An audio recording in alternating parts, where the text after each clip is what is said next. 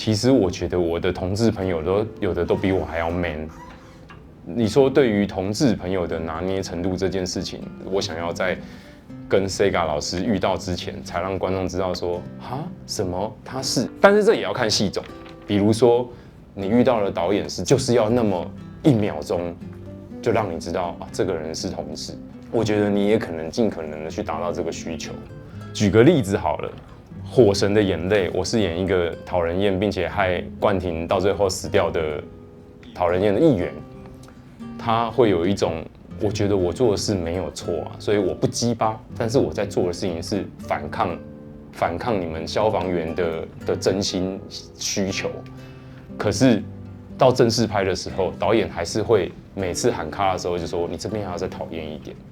那其实我很不接受，我心里面想说，这跟原本面谈的不一样啊。但后来播出完之后，我得到一个心得：当你是这出戏里面的大魔王的时候，他要我一出场就是讨厌，一出场就是很高的压力去对主角们施压。一来观众会很快就恨我，二来观众会很快感受到主角的危机。